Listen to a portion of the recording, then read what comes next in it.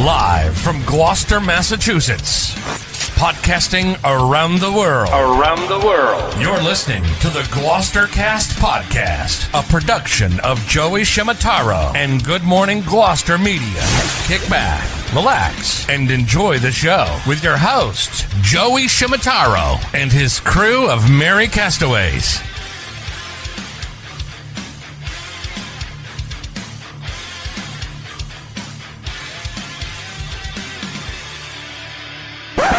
No piping plovers will be intentionally harmed in the production of this podcast.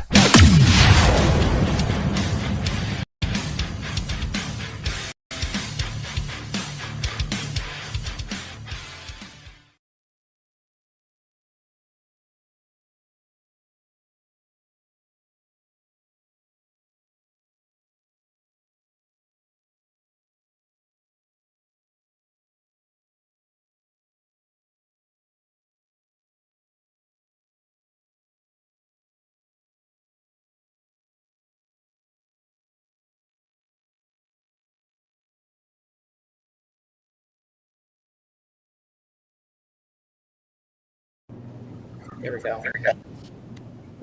All right, we're live. McCarthy is live. New glasses for Chris McCarthy. It's Gloucestercast 464. And we are joined with Jimmy and Pat Dalpias. Morning. Good morning, Gloucester. We have Nicole Schraft with us. Good morning. Zach Sears in the bottom right. Morning. Chris McCarthy, bottom middle. And Scotty Mack. It's the Brady Bunch. It's the Brady Bunch. We have Brian LaFata, Gloucester Athletic Director. Brian LaFata coming on at 9:40 as well. Hey, Joey, before we start, we got to do it with happy birthday to Chris McCarthy. Happy birthday, buddy. It's not my birthday. Yes, it is. No. Okay, couple of days.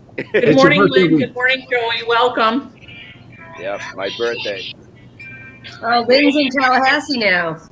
Out of Hawaii. In the note, she just said, greetings from Tallahassee. We've been watching Lynn and Phil go from Gloucester all across the country to Hawaii, back across the country, and now they're in Tallahassee. I gotta tell you, if you're tracking Lynn and Phil on their adventures right now, I think they've hit every gentleman's what do you call it, cat house across the United States. Right. I would see pictures of Phil at Larry Flint's Hustler and the Bunny Ranch, I think in Vegas. They've hit them all. Awesome. I think Zach has a second monitor going, or is logged in twice or something. I get a little reverberation. Mm-hmm. No. Okay. Sure, blame the All right. So I have a question. We have an option to put the overlay of the comments on, and I'm going to toggle that on right now. And I want to know from our readers. So in the right-hand side of the picture right now, when someone does a message, it'll show up in the right-hand side here. Hopefully someone does a message right now. Okay, right there. Michael Bertolino just said shared. If you're looking at I want the viewer's perspective. Do you like this view better, where it says the comments as they come in on the right-hand side, or do you like it not on? I'll toggle it off right now. Or do you prefer it that way? And the reason I asked the question is we're looking at it on our big panels, our laptops and everything else. For someone that is looking at it on their, say, cell phone or iPad, I don't know if they can read those small comments on the side anyway. So it's either this, vote for no chat in the sidebar, or this with chat in the sidebar. Let's hear what our viewers have to say. Alicia Cox says she likes the sidebar. Big decisions today, Joe. Big decisions. Well, we try to make the viewers happy. Pauline Bresnahan says hi to Zach. We have Alicia Cox, Lois Ann Whitmarsh, Mike Bertolino, Arlie Pett, Pauline Bresnahan, Brenda Grimes Davis, Joey Foote, and Lynn Scannell is with us. Rich Bean is with us. Joey Boss says Joey Foote votes for the sidebar. Sean Jordan votes for the sidebar. The sidebar apparently is staying. Do we know a happy birthday to Joey Everybody Foote? likes the sidebar. Is there a belated birthday to Joey Foote? That's correct. Happy birthday belated to Joey Foote. All right, bushwhackers for Joey Foote. Next time we see him at the. Kathy, right out of the gate with the secret word. Funny, Chris, I was just thinking that Lynn and Phil have really been bushwhacking their way across the country. I was just thinking that. I don't know why. I was watching old wrestling tapes the other day, and the Bushwhacker twins were on there. Oh, Man, I love them. Wow. Hacksaw Jim Duggan. You know, in Australia, where they grill a lot, did you guys know how popular Weber grills are in Australia, where in the outback where the bushwhackers are? I did not know that, Joe. However, will you be on a trip to Australia to bring back a Weber? That's the question. Will I be on the trip to bring back? I gotta send Jimmy over there. So there you go. Jimmy's like the very own Guillermo from Jimmy Kimmel Live. He's like the very own Guillermo of the show. So we have a couple of things we want to talk about. So this week I did a post, and I had it in my head that I wanted to go to Yellow Sub for a tuna sub, because in town I feel like, and Zach is a hardcore local. I want him to confirm or deny this statement. Would you say, Zach, that Yellow Sub is known as the tuna sub place? Yes, 100%. Okay, so I'm not out in left field with that. Okay, and I think most people would recognize Destino's as a traditional steak and cheese place, right? Destino's. Yep. So there you go. I will say though, I think the Captain Hook's cheesesteak is unbelievable as well. Well, wow, that's interesting. I never thought to get it. I always think of pizza when I think Captain Hook's and lobster roll. They do everything awesome. Captain Hook is awesome. No, it's my cousin Frankie's niece is Jessica and Al, and they're really fantastic, hardworking people. So I think what we're gonna do is, as we've done in the past, we did a cheesesteak challenge, we did a roast beef sandwich challenge, and I think we did a pizza one. I'm not sure. We did the bourbon one. We're gonna do a tuna sub challenge where we get tuna subs from 5 different places and blind taste test. And we're gonna weigh them. We're gonna divide the weight into the price, and we're gonna determine a value metric. We're gonna do a taste metric. We're gonna do a presentation metric, and we're gonna come up with a final score. And it's all going to be blind taste test. A blind taste test. What? A blind taste test. I love it. You can wear a blindfold and play Smell My Finger. Scotty, you're terrible. Check, please. So Yellow Sub is definitely going to be one. Oh my God. Destino's has got to be one. But that's where I was going with this. Is there's someone that gets overlooked for subs quite often, and they make tremendous subs, and that is Jeff's Variety. So we're going to have to throw Jeff's Variety in there, and a wild card, because this just came up. Did you know that?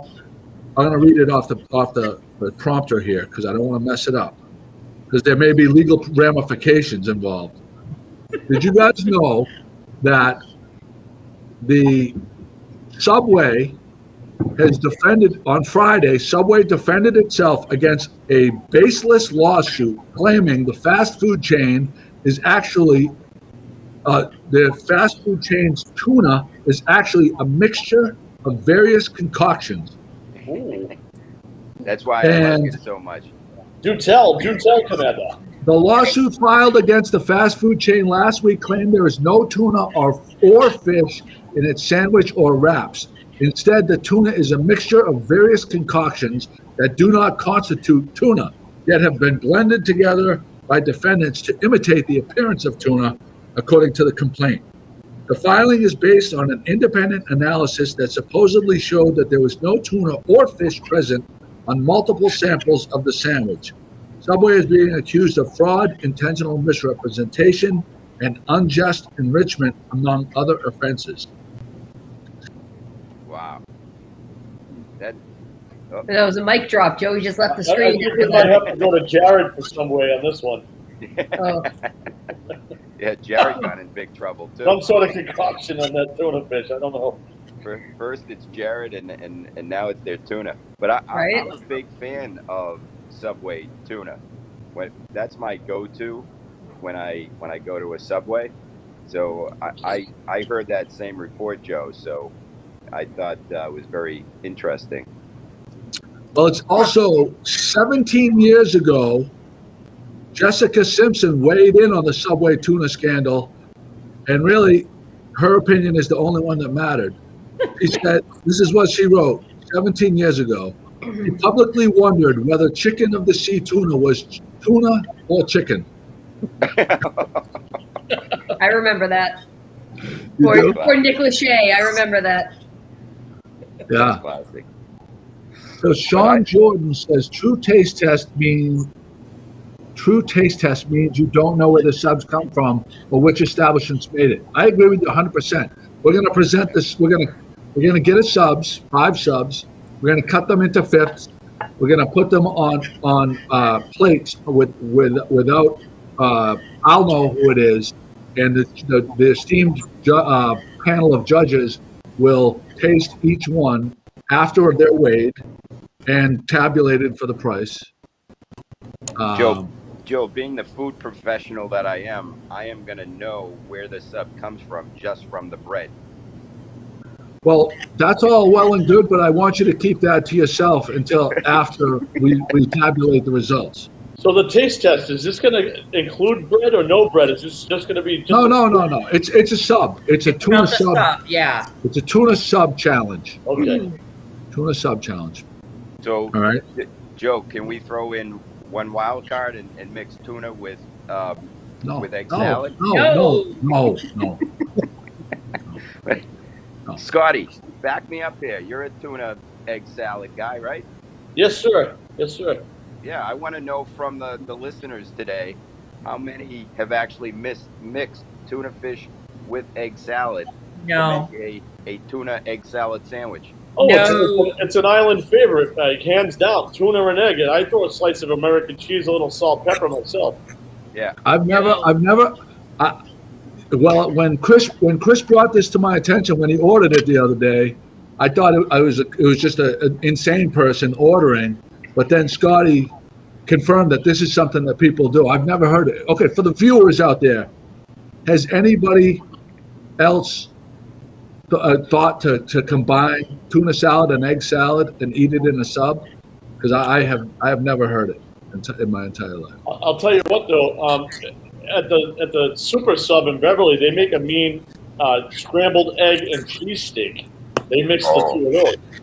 Well, Destino's has also been pimping their cheesesteaks with buffalo chicken tenders in the cheesesteak subs. I haven't tried that one yet. I haven't tried it, but a lot of people have been talking about it. I think Vigilio's has some good tuna too. We should put them on the list. All right. So okay, let's go over the list right now. The list is going to be Vigilio's, and we got to go. You got to have them give it to you on a sub roll, not the flat roll. It's got to be on a sub roll. Vigilio's, Destino's, Captain Hook's, obviously Yellow Sub, Jeff's. Subway, and Jeff's. I have to say that's the list, but I myself had enjoyed yesterday from the Pratty's Kitchen a cheesesteak, and it was probably one of the better ones I've had in a long time. But it's not a traditional place. Traditional or not, I'm just letting you know that you should try the Pratty's cheesesteak. All right. Hey, Zach, are you going to put tuna on the chicken sandwiches now? Over in the Red Rooster? I mean, if you're putting it with eggs, now I'm all kinds of confused. I don't know. I have to go in a test kitchen and do some rollouts. Hey, what do you have, Zach? Is that the chicken comes before the egg sandwich? Do we have that? That's a chicken sandwich with egg on it? So there's that. I have to give props to Zach because 3 weeks ago he called the Super Bowl. He said Brady's going to run through these guys. He had complete confidence. So I want to give you your time right now, Zach, to beat your chest a little bit. I mean, I'm pretty much a genius because I called this from you about 4 weeks ago. I said I texted you. I also texted you, so we had proof in writing. It's true that he was going to beat Washington. He was going to go and retire old man Drew Brees, and then he was going to go and beat overrated Aaron Rodgers in Lambeau, and then beat Patrick Mahomes in the Super Bowl. So we're almost there. You called it. I mean, so that's why I gave you that airtime, because I am a man who will acknowledge other people's sports genius. Thank you. Craig Kimberly says he's making chicken biscuits. So there you go. Nice. There's that. No, he's saying that they should start making chicken biscuits already. Come on, like already. Start making them. Joe. Oh, there you go. Joe, just back to the tuna for 1 sec. Every time I have Subway tuna, it makes me poop. So I think I'm gonna join that lawsuit. You're in? Well, I'm in on the lawsuit. You're in on the lawsuit. Okay. Well, there you go. And since it makes me poop, isn't there a nice topic about toilet paper? I was gonna say, there's your segue. All right. Smooth, All Chris. right. Very good. Very nice. All right. I'm going to take the airwaves for now. So last week, Stop and Shop had an incredible sale. And the sale was on 4 rolls of toilet paper for 50 cents. Okay? 4 rolls of toilet paper for 50 cents. Now, being the value guy that I am, and it conflicts with my previous stance of I will only buy number 1 high quality Charmin toilet paper, and that was my general rule. But when I went to this grocery store to buy the 18 pack of toilet paper, it was $18. So, and then I was going to get it. I put it in the cart actually, and I was rolling down, and then on the side at Stop and Shop it said 4 rolls for 50 cents, which is 12.5 cents a roll as opposed to $1 a roll. So I grabbed it, and I said, "What do I have to lose? I'm going to go, and I'm going to, being a man of the people for our viewers, The man of the people. I said, I will take one for the team. I'll buy the roll, and I'll go home and poop, and I'm going to test it out." What would we do without you? So that's exactly what I did. First off, okay, I'm going to take the screen for a second. I don't normally like to do this because I feel like all right, here we go. So there is the proof. This is this morning's receipt. Everybody can see it, right? 50 cents. Normally $2.69 for a 4-pack, 50 cents, $2.19 off. And there you go. Okay? So you got that.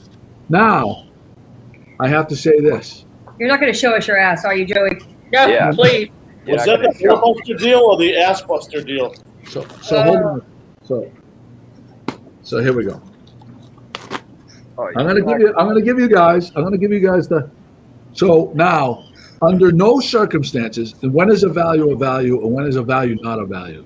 So I'm going to show you something that is not a value. If it's 1 penny, it's not worth it at all. All right, this is super cheap toilet paper right here. We could just about see your face through that. This is not the 50 cents for 4 roll toilet paper, but this is 1 ply what you would get in a porta potty toilet paper. Okay? I see a shithead. So there's that. All right. Now here we are, and this is the Stop and Shop 50 cents for 4-roll toilet paper. Stop it.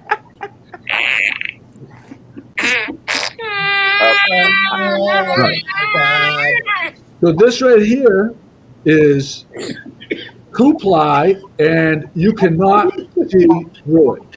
It has a nice little pattern on there, little pickup pattern. This, because your butt cares about the pattern. well, no, it has like the little bumps to like get the little remnants of your poop out of your butthole. The pickup pattern is important. Everybody knows that. If you just have the flat, like this is just flat. There's no texture to it. This right here, for 50 cents a roll, 12.5 cents a roll. That's okay. Now, on a scale from 1 to 10, the crappy toilet paper is a 2, I would say, right? And let's be clear: if you poop and you don't have anything else, this actually becomes a 10 because you need toilet paper, right? But the 12.5 cents per roll toilet Stop and Shop toilet paper is not Charmin. Charmin is like a probably okay. You're gonna say Charmin's like an 8.5, right? Like this right here, I'm gonna say is a 6.5, which is more than usable. So if I'm you, I go and I load the cart up with the go to Stop and Shop right now and load up. How does it smell? What's the aroma?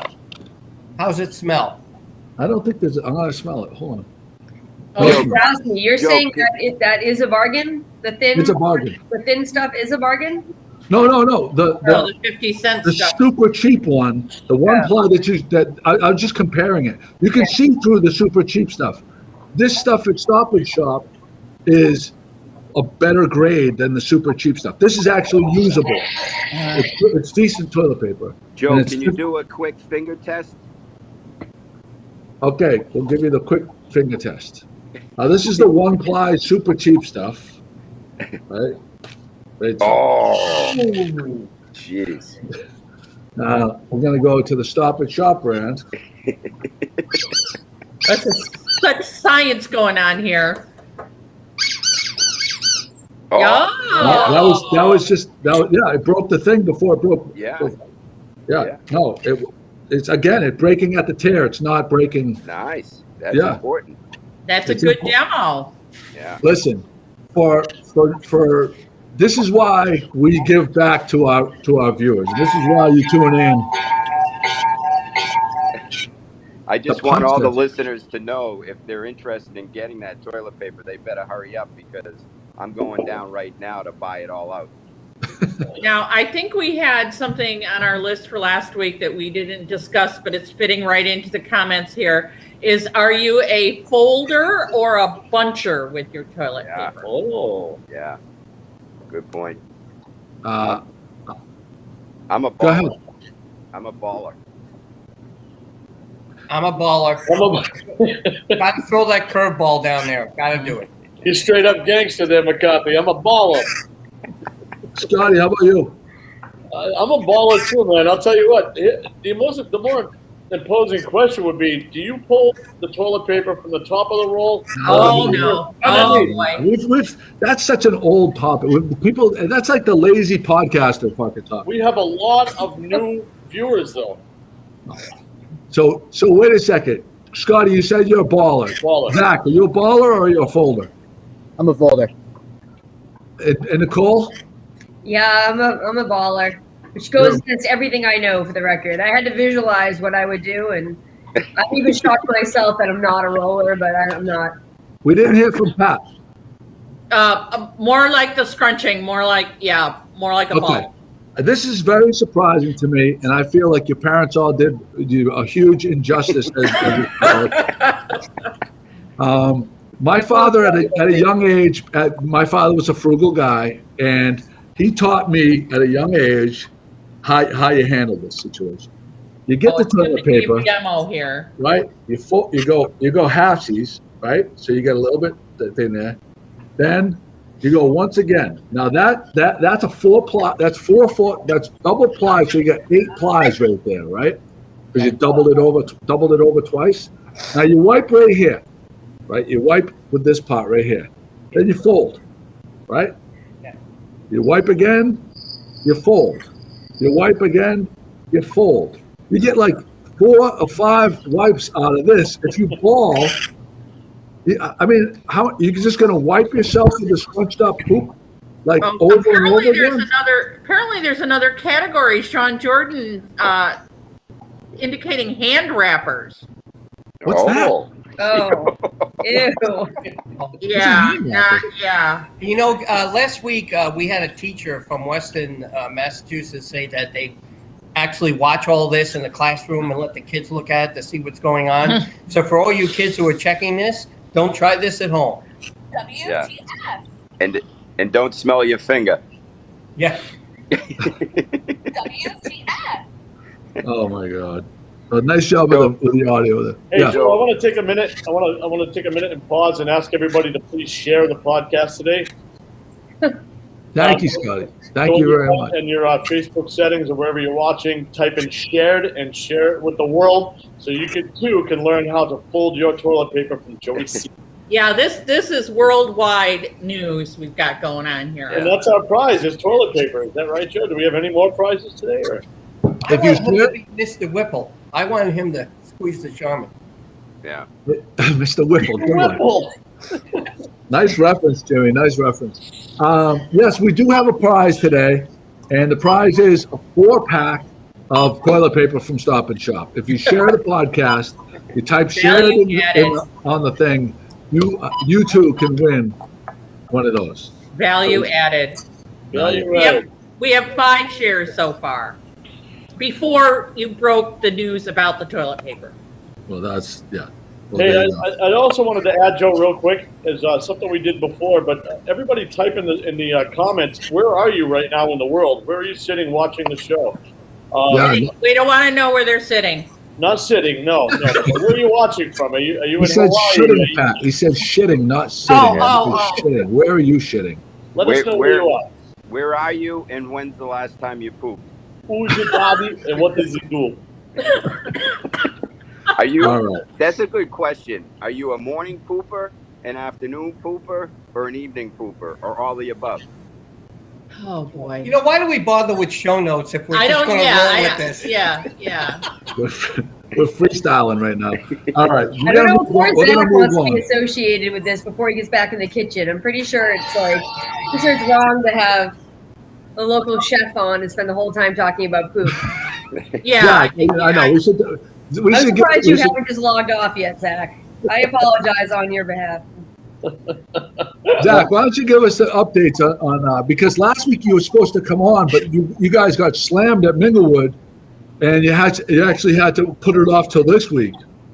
Yeah, we've I just want to thank everybody in the community for keeping us open. It's been the support has been. We've been super busy. Everyone's being super cool, understanding the 25% capacity is it's a tough one to navigate through, and there's a long wait at times, and people have been really awesome about it, and people are opting for takeout instead of a long wait, and that's been keeping us going. So really, really grateful for everyone that's keeping us open. I'm thankful for that the fireplace. I love going in there next to that fireplace. That is a nice warm spot, especially this weekend. Yeah. Hey Zach, can you remind those of us who have the Serenity card what the formula is that's used from a points standpoint? Because there seemed to be some disagreement between Joe and I in terms of how many points you get per dollar spent. Yeah, I gotta go grab my notebook though, because we had to really analyze that the other day when you were in, because even I got confused by your question. I mean, it's an unbelievable value. Again, just as a reminder to all the listeners, if you don't have the Serenity card, you can sign up online, go to their app, and it's one of the best deals around if you're a fan of the Serenity Group restaurants. We went to Minglewood the other night, and when we looked up the card, there was $10 on it that I didn't even had seen the notice in my email. So, there's surprise bonuses that pop up too, which is awesome. Yeah, definitely keep your eyes open when there's, it's a really cold day or raining or snowing. We'll randomly throw things on there to strum up a little extra business on those colder, rainy, snowy days too. So Snow's coming tomorrow. We have snow. Yeah, thank you, Nicole. We have snow coming tomorrow, Zach. Tomorrow into Tuesday. So beware. I guess you'll keep your eyes open. It might pop up on Monday. Can we save a table now by the fire, Zach? There's 1, 2, there's 6 of us right here, right? That's the max. All right. We've done takeout twice in the last 2 weeks. My younger son Finn he's been away both nights that we've done Minglewood takeout and the Sulk Fest that has happened. So we owe him lunch down there because he's missed the truffle fries and sushi twice. But even for the kids, that's like their go-to for takeout now. So good stuff. Yeah, and you know what the move is, Nicole? You order the Red Rooster, Little Red Rooster, and you go in for a drink at Minglewood and hang out. And then, actually, you go to Minglewood, you hang out, have a beer or two, then you place the order, and you have another 1 or 2 beers, and then you get the beer, then you get the fried chicken sandwich. So Zach, you can do that. That counts as your food. So we need you guys to be seated at a table before we can give you anybody a drink, and they'd have to have some sort of food purchase on the bill before we could. So an order of fried pickles, and then you can do what Joey said, right? Absolutely. Yep, that counts. Yep. And that's just during that's part of the regulations. So it's not a company policy. It's just something we have to do at the moment. Yeah, for sure. Yeah, so it's a perfect time to download the Serenity app because if we get a storm Monday, Tuesday, Wednesday, I'm not guaranteeing it. There's a decent chance there might be some free a free $10 thing or some kind of thing happening there. And usually those rewards will have some sort of takeout code as well. If you're not super comfortable coming out and dining in. That's good information. Yeah, a lot of times we'll double it up so you could do it for takeout as well. So just keep your eyes peeled for that. Oh, that's interesting. Nina Testaverde-Goodick says, thank you to Minglewood also. They're collaborating with us at the Cape Ann Museum and the Facebook group. We are all in this together to provide a hot meal for the Grace Center next month. That's very nice. Oh, that's great. Very nice. Yeah, we're looking forward to partnering up with them again next, was it February 10th? We're doing a little luncheon. Yeah. That's awesome. Hey, Jack, tomorrow being Monday, are you still doing the Fusion Mondays with the Indian Fusion meets? Nice. Yeah, so the Little Red Rooster down the hallway does a Indian themed chicken sandwich every Monday, and we use ingredients from Taj, and then they've been making things at Taj with our ingredients, doing like a little bit of a cross utilization of both restaurants. And where is Taj located for the viewers? 3 Duncan Street. It's the former Alchemy space. Everyone seems to know Alchemy, so it's that spot right there is now Breakwater Roasters / Taj. They have coffee, breakfast sandwiches in the morning, and then it kind of flips over into a Indian takeout. There are some tables to dine in as well. And Tuesday night is wing night? Yes, Tuesday night is wing night, and we're hoping to get trivia back as soon as we possibly can. We're looking forward to that. Open what up? Trivia. Oh. Trivia always goes. We haven't been able to do it, but as soon as we're allowed to, it'll be back going strong with the wing night. Oh, because that coincides with wing night. Are there any other special nights during the course of the week? Do you have a burger night, Zach? We don't. So a lot of our promos were music themed, so we're kind of waiting for that to be opened up so we can really start getting back on where we were before. So I got you. All right. Well, thank you for that, Zach. I appreciate it. Anything else you want to add? No, I think I'm just gonna get going and get ready for service. All right, buddy. Well, you can stick around. Whatever you want to do is cool with us, and we appreciate everything you do for the community. We love your restaurant, and your servers are great. Your food is great, and we love being part of that. Part of that Serenity group. The reward program is outrageous. So, Zach, Super Bowl predictions. Oh, yes. Oh, wait. Zach, this is very important because he's a knowledgeable man and I value his opinion. Okay, ready, Zach? Yep. The spread was 3. Okay? Yep. Tampa Bay was getting 3. Now, I was gonna bet on the Chiefs minus 3, Okay. but it was to do that you had to bet it was minus 123. So say it was, just to use round figures, say it was $100 bet. You bet $100, you would only win 81 on Kansas City minus 3. And the Tampa Bay was plus 3, and it was minus 110.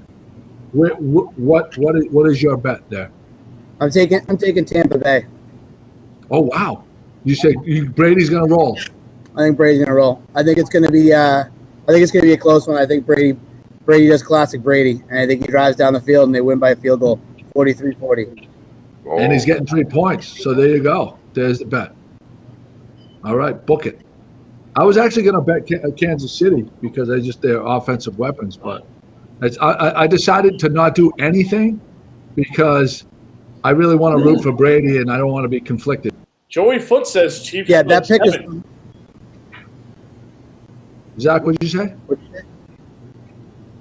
I'm picking with my. I'm just hoping that Tampa Bay wins. I'm not going to be shocked if KC wins this game, but I hope Tampa Bay pulls it off 43-40.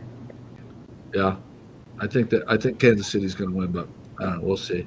Anyway, thank you so much, Zach. I appreciate you coming on, buddy. Thank you, guys. Good to see y'all. Thank you, Zach. Bye. Stay safe, everybody. See you Anyone soon. know? Yeah, Anyone know what the weather's going to be in Tampa Sunday? I don't know. We have Brian LaFata with us, the Gloucester Athletic Director, and we're going to bring him on right now. Hey, Brian. Good morning. How's it going, buddy? It's going good. How's everyone doing? Good morning. Just trying to stay warm. I hear that. I've been loving the work that you guys have been doing to bring the games to live streaming between Cape Ann Live and the Gloucester Fishermen Athletic web Facebook page. If I'm down the dock and it's slow, or if I'm at home and it's the middle of the afternoon and no boats are fishing, it's great entertainment. Yeah, no, if there's one of the few positives out of this pandemic and COVID and everything, it's that we've had to expand our horizons and start live streaming to give the families, fans, everybody, visiting fans the opportunity to watch the game. So typically Cape Ann Live, they've been our go-to.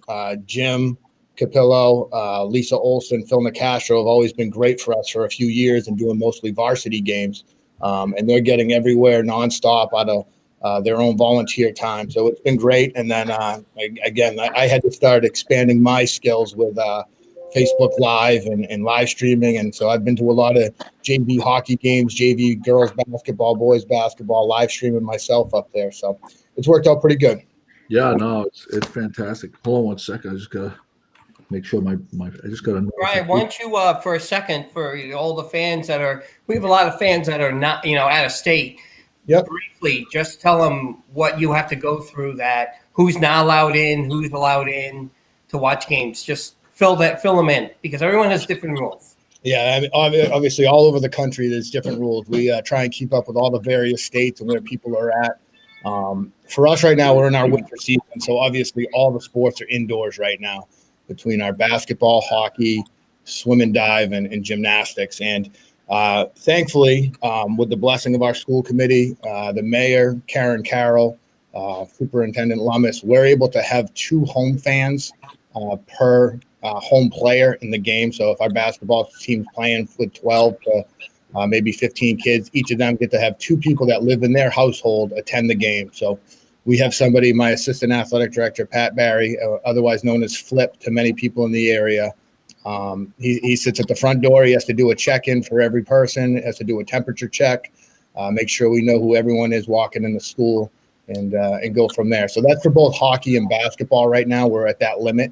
Unfortunately, with swim and dive and gymnastics, they are smaller venues, so we aren't allowed to have any fans, unfortunately, in there. So we're trying to do our best to live stream as many of those as possible, which most people definitely didn't expect that. Basketball and hockey, you see a lot on TV and live stream, but we're trying to do our best to get all the sports covered. Brian, do they have like lanyards for each family member? Is that I've seen that done in other school systems? Is that you have your own special lanyard, or you can't come in? Or Some schools did it. Everyone, we all worked together, all the different ADs with ideas, and some of them did it.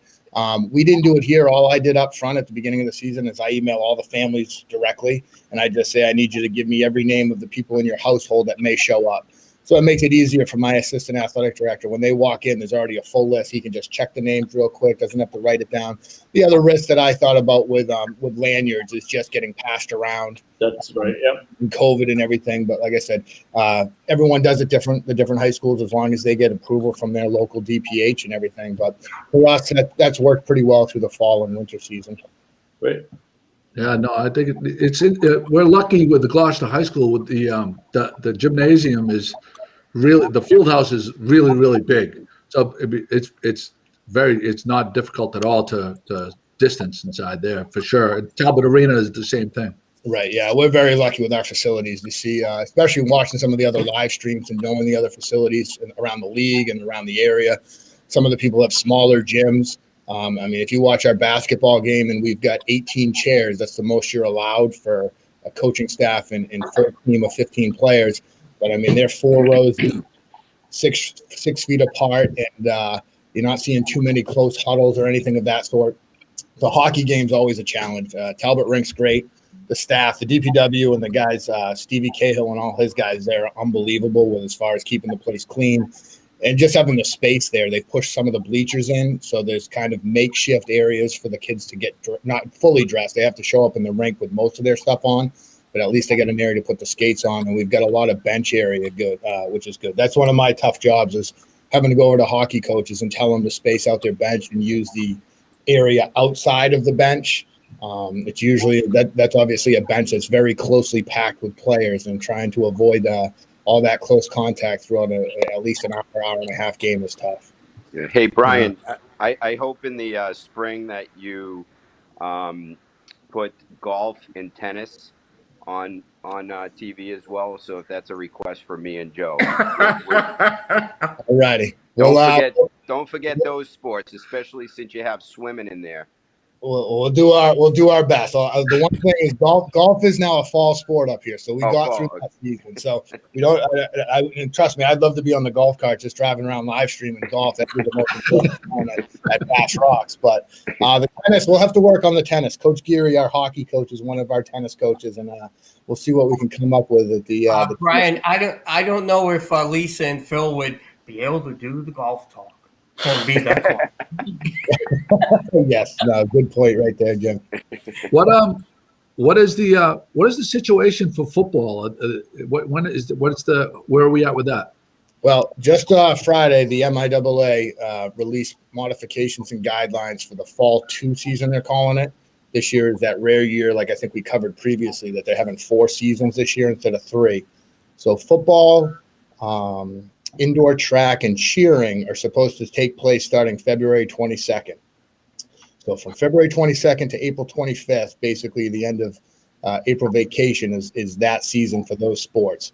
And we did just receive modifications, several pages of rule changes. Or for football specifically, it's a lot like hockey, where there's not a lot of changes on the ice or on the field. There's only so much they can do, but it's more about guidelines on the sidelines, spacing, protocols like that. So my coaching staff, Coach O'Connor, myself, everyone, we're starting to dig through all those protocols to see what we can do to pull off a football season, or at least practices starting on February 22nd.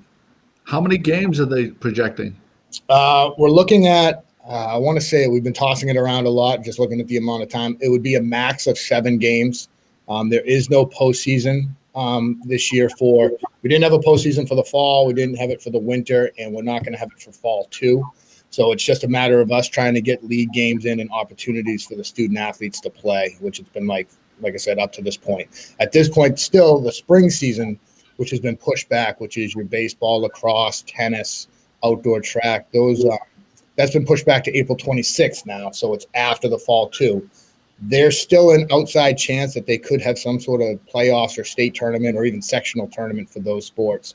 I know we're going to try and do everything for that season. They were obviously last year when we first had done a live stream. It's the one season that just lost everything. Last year's spring season, they didn't have any sort of modified sport or anything. So we're going to do whatever we can to try and get that season as close to normal as possible.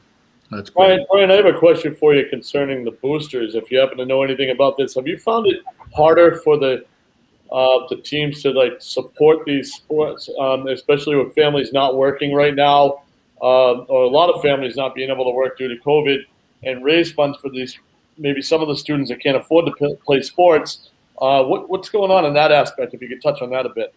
Yeah, well, it's set up in different groups. We actually have boosters for each individual sport that they do for more extracurricular. With the athletic department, obviously, we do have user fees, and each family has a user fee per sport. We haven't run into too many issues, but even before the pandemic, we've always, if we know there's any situations, we do whatever we can to help. The Gloucester Fishermen Athletic Association that everyone's pretty familiar with, that's behind a lot of big purchases and boosting of athletics, they help out with any user fees typically that it would be a financial hardship for any families. The school district does a great job with the full lunch, reduced lunch, free lunch type of rates. So some families may qualify for a cheaper rate for user fees anyways. But like I said, the GFAA has been, they've been great even before I started here with assisting with families that might need help with user fees. How are the numbers for signups there, Brian? You know, for this, well, I keep calling it the pre-spring season, but you called it the fall. The fall two. Yeah, fall two, yeah. Because they're generally fall sports. Right. They're putting them then. The numbers, right now, we're about average. There are some families that have elected to opt out this year just due to safety concerns, or maybe individuals living in their households that might be medically compromised or anything. So that's understandable.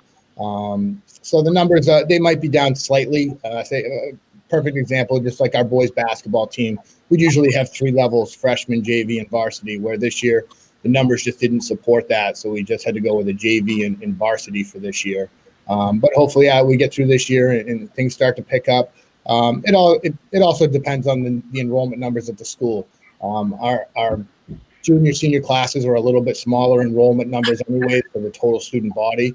While right now our freshman class is a pretty good sized class, and I believe the next ones coming up are as well. Yeah, no, I can't imagine playing football if there's. Do you have an idea on how to keep the field? You got to put like a tarp over the field or something? How I wish we did. It's funny. I just actually texted some of the DPW head, Mark Cole and Scotty Amara, who watches over Newell Stadium all the time, to just start planning ahead to see what's been done in the past for the turf. In my few years here, we haven't had an opportunity to have to really remove snow, and so it's a play it by ear situation. They have special plows or companies that would come in to do it, but that gets very costly.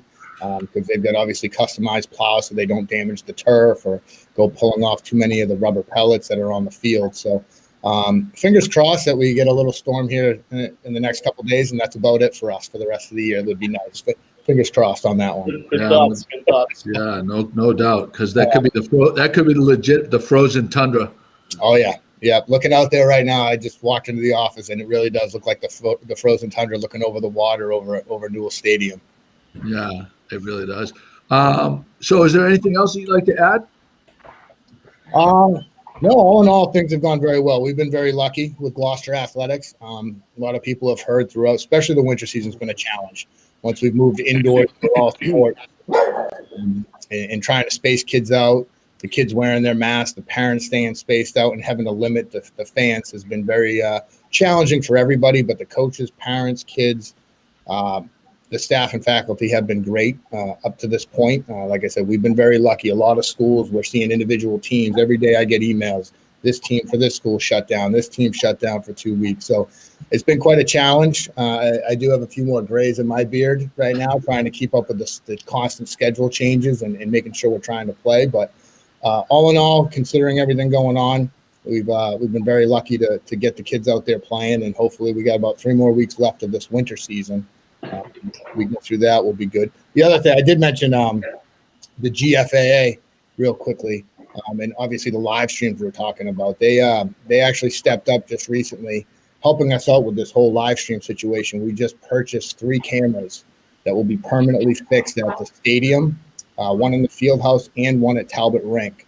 So in the very near future, and this is obviously ongoing forever, not just during a pandemic, those will always be there, and they're going to live stream every GHS event or O'Malley sport that we might have playing.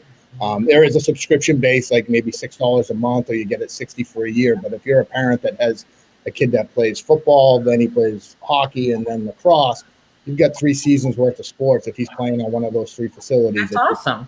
You can easily log in. So a big thank you to the GFAA for helping with that. They actually just installed the Talbot Rink and the Fieldhouse cameras the end of this past week. And obviously it was a little chilly out there, so the guys didn't want to go out and do Newell Stadium yet. But so that's exciting news for us for, like I said, not just the immediate future, but just for years down the line for all the athletes and families and fans coming in.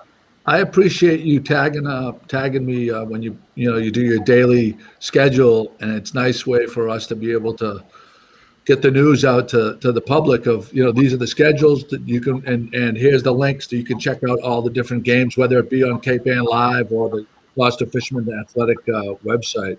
So, and honestly, Brian, every person I talk to around town, when they bring up the job you're doing, it's like they get a big smile on their face and how happy they are with the work that you've been putting in to make this all happen. So kudos to you. And I appreciated it. Well worth it. Like I said, getting them out there and actually playing and everything. And then, like I said, thank you to you. I mean, it's great having an outlet like yourself. I mean, obviously we go through Nick Kukru and the Gloucester Times to try and promote as much as possible. But anytime I tag you on Twitter or Instagram right away, I see it getting shared. And obviously with so many in the community, or like you guys have people all over the country. I know there's grandparents that are down in Florida and everything that are enjoying the fact they can watch live streams of their grandkids. So big kudos to you guys helping us out too. Yeah, I see the numbers week after week just keep climbing and climbing. So people are getting turned on to it. So Brian, tomorrow, I don't know if you're a hockey guy, I'm not sure how old you were in the late 70s, early 80s. If you went to any of those insane hockey games with those teams, you're probably too young to. But I'm a little too young. I was a little one then, but I mean, I've seen all the posts, and I'm definitely going to try and tune into that because there should be some pure entertainment. It's going to be epic. Yeah, a lot of savages. I don't know if I can promote it too much with our younger guys here. They start getting ideas that they'll be going on our teams now, then that changes my whole job right here. So. Well, thanks for being with us, Brian. I appreciate it. Brian, I've got to tell you, as a coach, a fan, anything, that's involved with it, you're doing a great job. And I know the parents really, really appreciate everything you're doing. Hang in there. You're doing great. Thanks a lot, guys. I appreciate it. Thanks, Brian. Yes, Brian. See ya. Oh, that was great. Yeah, definitely. I mean, I know we've been saying it, but I mean, to think about it, an athletic director has to schedule all the games and deal with everything. But now, I mean, in the winter, you got to deal with travel. You got to deal with buses. You got to deal with all these things. Now, let's put on top a school has some sick players or possible problems, and you have to make all these reschedules. So let's add that mix right into it and still follow the guidelines that it's set up, or they'll shut you down. I got a topic I want to talk about. The town of Somerville voted 9-0 in favor of legalizing psychedelic mushrooms. Am I? Only during the pandemic would that happen. Is this? Have we gone fucking bananas? 9-0. No one dissenting that. Am I missing something? Like groundbreaking, like Amsterdam. When I was growing up, like if someone did mushrooms, they were like a complete fucking degenerate, right? Not like smoking weed or something like that. Like mushrooms was the level of you are a fucking maniac, right? You're a drug person. You're a druggie. No, am I wrong? Well, that was the general conception from the Canal Club. What's the Canal Club? I don't know what that is. I don't know the Canal reference. Club was. Oh, you went to Bishop Fenwick. That's right. the Canal Club was the big tree that was located on the canal of the Annisquam River, where everyone at the time we would sneak off to smoke cigarettes and whatever else. Back in the, I'd say, maybe even the '60s up through like the '90s. I gotcha. But yeah, I mean, how do you guys feel about this? I mean, is this crazy? Is it insane, or like what? What do you guys think about it? Well, I didn't read the article, so I can't. There's got to be a reason why they would do it. Yeah, I think it's for them. I think it's for medical reasons only, Joe. No. You sure? I read the article. No, I thought there was one other state that did the same thing, but it was for medicinal purposes only. I think it was Iowa or somewhere out west. Yeah. They decriminalized it and saying it's a low priority is what Really? they say. Yeah. I mean, I'm in favor as long as you mix it with steak and cheese. Or tuna and egg. I like mushrooms in my steak and cheese. The linguiça, peppers and onions. Maybe mushroom pizza. Yeah. I don't know. Are we going to do a taste test with this now? Nope. I'm out. A taste test. Check, please. Only if we're in Somerville. Oh, yeah, only in Somerville. You can stare at the abstract art behind my head. I feel like this is like banana land. Like what the fuck? What is going on? This is craziness. Pat, I wanted you, Jimmy. Can you focus on Pat because I always do. She worked the vaccination clinic. Yeah, and I want to give you the floor here and talk a little bit about your experience. I wanted to share with people some expectations when you attend a vaccination clinic. Yes, I volunteered at Salem College this week for a vaccination clinic.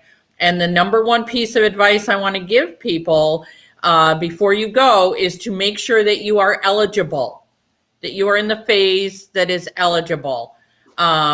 Unfortunately, the website allows people to sign up for an appointment, even if they're not eligible. So you could get your 82-year-old grandmother to the clinic and then find out that they're not eligible. However, starting tomorrow, 75 and plus age is going into effect to be eligible for the vaccine. So the number one advice is just make sure you're eligible. The program may let you sign up for an appointment, but you may get turned away when you're there if you are not eligible. And that is not the fault of the people who are working the clinic. Every single once you get inside the door, it was very efficient. It was very well managed and set up. And people were moving right through. There weren't people standing outside in the cold like people have been worrying about. They don't encourage you to show up early. But when you go, just make sure you're in an eligible group.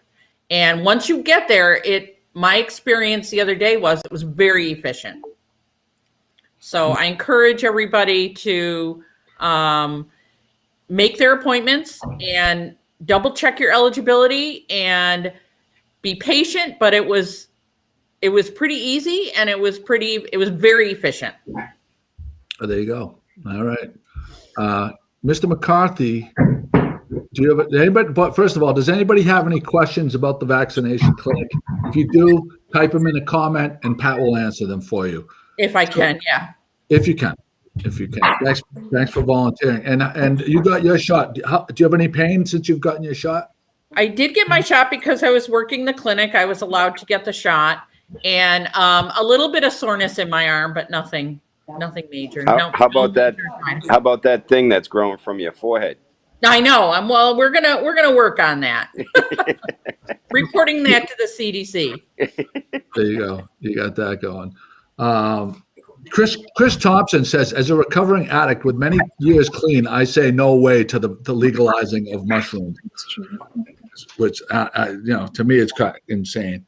The next topic I'd like to talk about is your supermarket parking strategy, because different people have different kind of things where they like to park when you go to the supermarket. Are you a person that tries to get the very closest spot and you will drive around in circles several times until you can get one within like 4 or 5 spots of the front? Are you a person that parks closest to the cart return thing, no matter where the cart return thing is? Are you a person that has a fear of getting your car scratched, so you park 10, way far away because there's no cars around you to ding up your doors? Who wants to go? Scotty, what kind of supermarket car parker are you? So there's multiple factors that go into play when I go. The weather, for one, depends on if it's pouring rain out versus nice weather, where I'll tend to try to get like a closer spot, in the rain.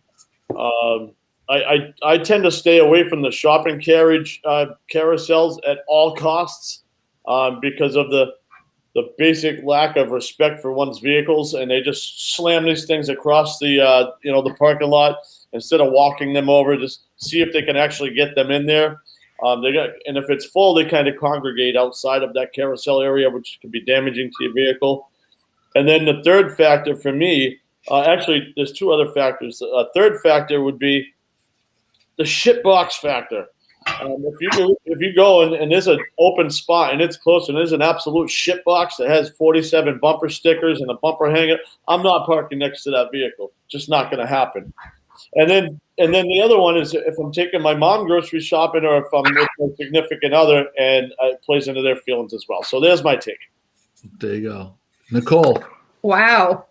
That's a lot. That was a lot. I've never thought about that until just now, but if I had Scotty on the spot, there it is. Scotty on the spot. We should have known they Scotty on the spot. I love that. Weather for sure, but I mean, no, I just take I guess for me it's the angle, you're pulling in and whether you're veering right or you're veering left, and which one you can get into easier, but I just take the first spot I find. I don't know.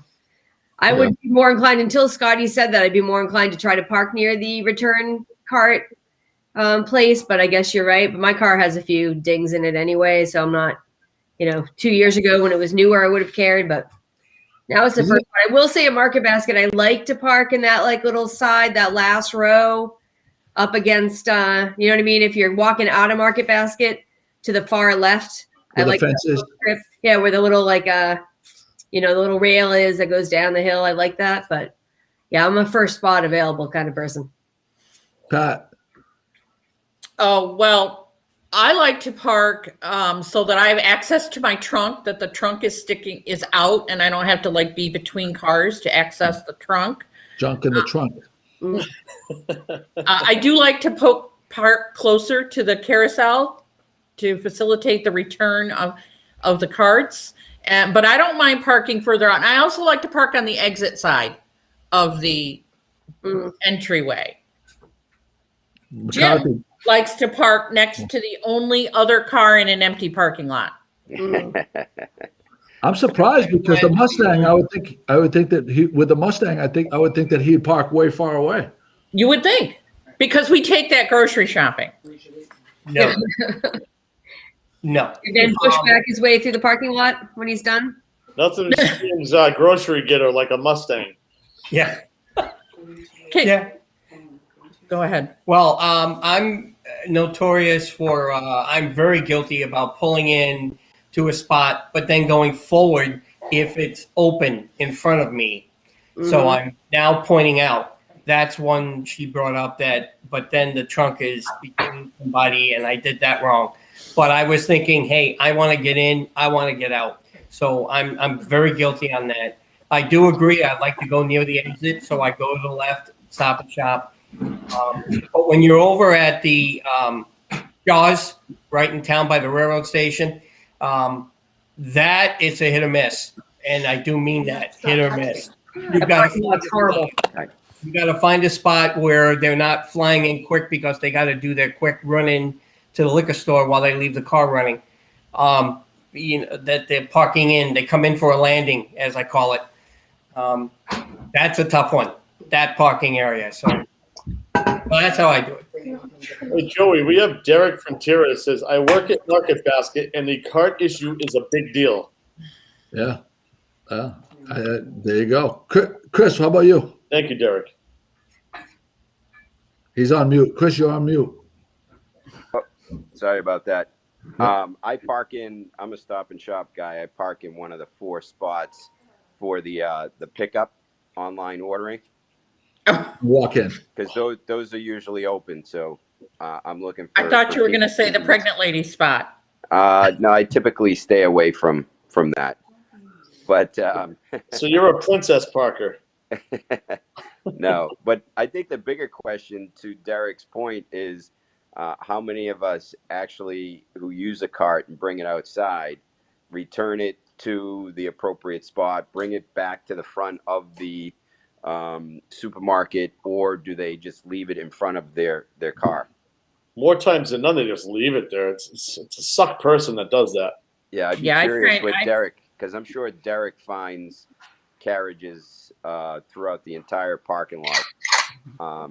I have found myself bringing the carts back. I must say that years ago, I was the guy that just threw the cart wherever I wanted to. But now, as I get older, I'm looking to help out and be as nice as I can. You want to earn your smock. It's going to fly into your car. Charlene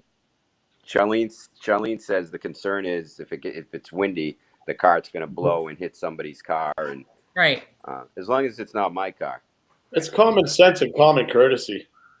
Yeah. I'm with Chris as far as the Stop and Shop four car things where they have the signs for pickup.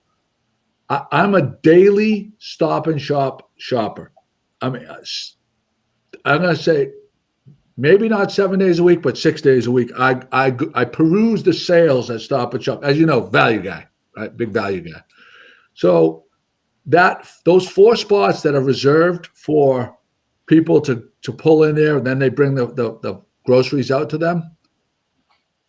Out of 100 days, there might be 2 days where there's cars in those parking spots. And I may or may not feel parking one of those. You're the one who told me to park there, Joe. That was a great suggestion. So thank you. Do you park there when you go to the beach too, Joey? No, I wouldn't do that. I wouldn't do that because I'm pro. I love their business. I love Stop and Shop, but I think that those 4 spots that are allotted, they drive me up a wall because there's no one ever in them, ever. Yeah. Can I swing back for 1 second and address a question that Joey Foote asked about the vaccination clinic? Go ahead. What I think his question is if there is a medical problem after you get the shot. And one thing I want to mention is that they did have EMTs on site that day that I was there. And yeah, there's a waiting period before you go, they let you leave the building. And they give you a link to check in daily as to how you're feeling. So I think they're being very responsive in the planning for potential reactions. I didn't see a single reaction the day that I was there, but that's not to say it didn't occur, but the ambulance didn't get called in or leave or anything. You know, the news, there probably are very, very, very, very, very few reactions, but that's going to make the newspaper. So that, and then the people that read it are going to act like that's a huge thing that, it's probably more. But David Leader says, I'm a Market Basket shopper. I deeply appreciate the people that work there. They're always kind and happy at their work. I will park wherever, he said. So he's got that going. Big news. I should have led with this maybe, but it's really, really huge news. But the movie that was filmed in Gloucester 2 years ago, Coda, and we posted pictures around town when they were filming it, has set a record at Sundance. The rights for the movie was bought by Apple for just north of $25 million, which set a new Sundance acquisitions record above the $22.5 million that Palm Springs received last year from Hulu. And it was based. It was the movie was shot in Gloucester 2 years ago. So congratulations to the producers and the actors and everything. And I'm looking forward to seeing the movie. Coda, CODA. I read a bunch of reviews as well, and people were raving about it. So there you go. CODA is for Child of Deaf Adults. Yeah, that's what the acronym stands for. And I had a chance to meet a few of those actors actually through Joe Borland when they were in town, and what nice people! What nice people! Well, they're doing really well now because everybody's they're gonna be really well received. They've been very well received at Sundance and set a record, so that's huge. My friend Sushi Shang Li, omakase takeout today. I think there's a couple slots open for today. If you go to www.sushisangle.com, there's a couple of slots available for today, and that's at Tono. But he's moving next week, Thursday through Sunday, to Savor Wine and Cheese. So people should be aware. I'm going to get some sushi tonight, but today is Tono. Next Thursday to Sunday, he's moving to Savor Wine and Cheese. So I wanted to get that out there. Joey, you say Savor, right? Is that you just said? Say the name of the cheese shop again. Savor. This is always comes up in conversation. People try to, I don't know. I always say savor, but some people say. Well, if you think about it, I'm savoring this cheese. I'm savoring this wine. I'm savoring this dinner. It's not savor, right? Yeah. Well, that's what I thought, but I was happy you said it to see in case I've been saying it wrong. Scotty, you want to do a reminder? Sure. Just everybody that's watching today, thank you first and foremost for chiming in each week and all the comments. And for those that have been here in the past, we ask you to share the podcast, and you type shared on Facebook, and then you share the podcast in order to win a prize. We have a random number generator that Joey will shake at the end of the podcast to see who will actually win these prizes. Today, Joe, why don't you tell us what our prize is? Our prize is a 4-pack of toilet paper. A real Stop and Shop 4-pack. Very, very, a very highly sought after prize this week. Does that come with a Good Morning Gloucester sticker, Joe? I'll throw in I will throw in a Good Morning Gloucester sticker. That's a perfect segue for you to explain how you get your Good Morning Gloucester stickers. So you can get a Good Morning Gloucester sticker if you send a self-stamped and addressed envelope to 95 East Main Street, Gloucester, Massachusetts, care of Joey. I'll say that again slowly. 95 East Main Street, Gloucester, Massachusetts, care of Joey. And it has to be inside of an envelope, it has to be a self-stamped, addressed envelope back to yourself. So I can just stick the sticker in there, or Jimmy will stick the sticker in there and send it back out to you. Now, is there any charge for these stickers, Joe? No charge, as long as you do follow the instructions. And the instructions would be? Jesus. Again. You fucking with me? I'd like to start a campaign, Joe, when you get your sticker, that they send a photo into Good Morning Gloucester of what they did utilizing their sticker. Like Nick's roast beef. People do that. People do that quite often. They kind of got off track with it, but I think that's a great idea. And thanks for the reminder, Scotty.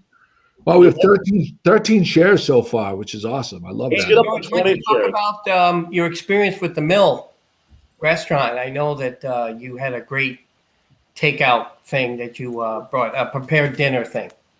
Yeah, this isn't very timely. Hi, Charlene. This isn't very timely. Yeah. Okay. I've forgotten. Never mind. No, it's great though, Jimmy. It isn't. The only reason it's not timely is because they're going away for a couple weeks for vacation. Yeah. But we got a takeout from there. The sandwiches from the Mill. It's called the Mill Essex. and I don't know what the name of that little plaza is, if it's Schooner Plaza or something, but it's in Essex. Did it used to be Puna? Was that Schooner? There's a place called the Schooner Market right there, and there's a pet store. Okay.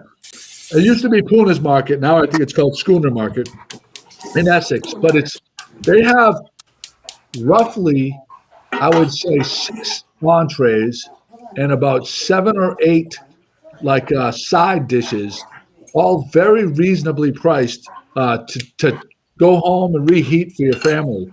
I got it for my sister's family last night, and the girls. We got a chicken marsala, kale and sweet potato salad, spicy peanut Thai noodles, and Brussels sprout salad.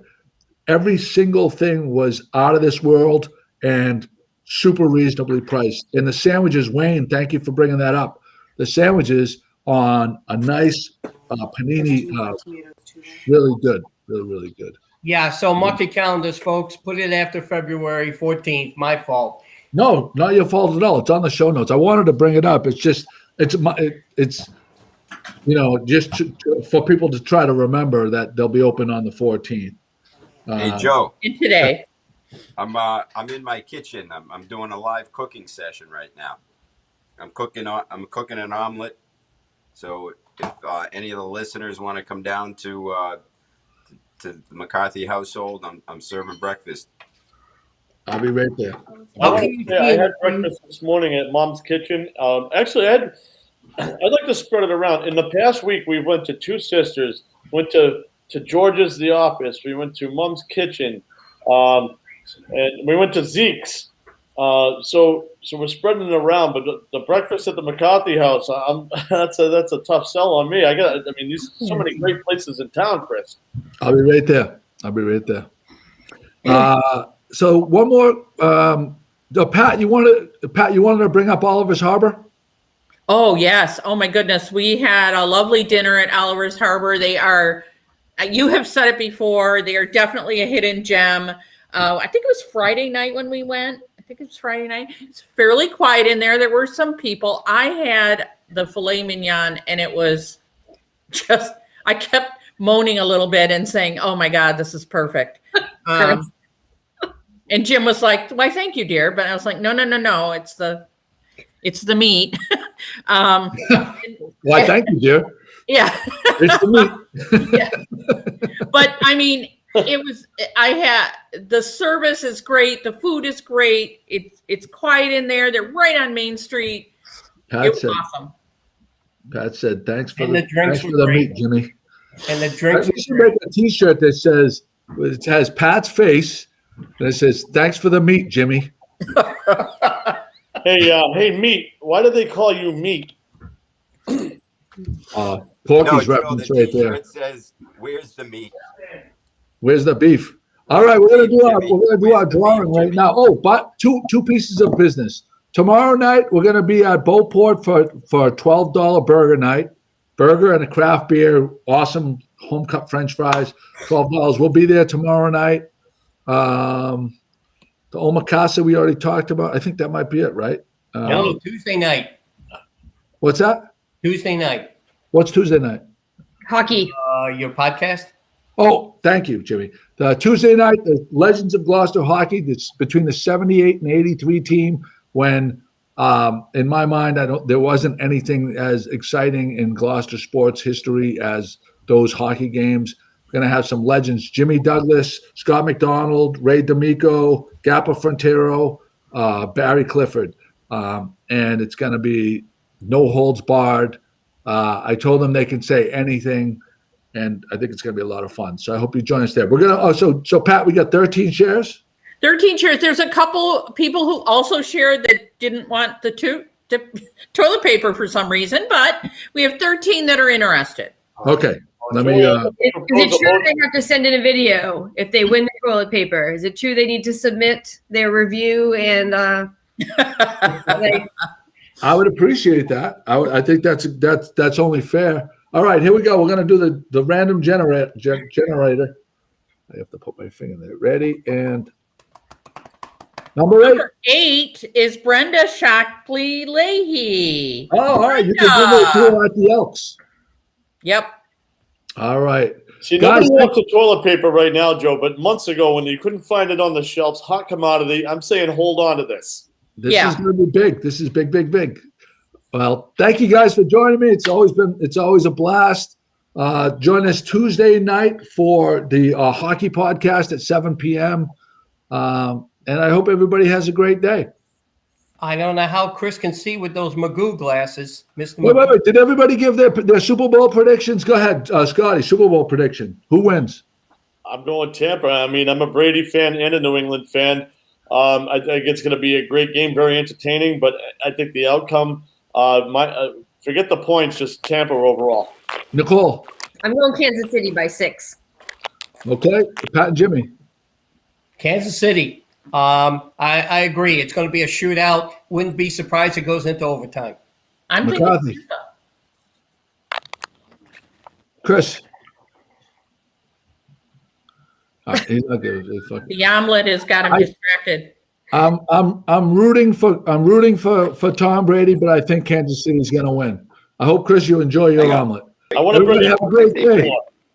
I'd like to bring a motion to the floor, Joe. Yeah, go ahead. I would like to roll my topic over for next week. We'll hold on to my topic for next week. Yeah. Yeah. Olympic. Okay. Good idea. All right, sounds good.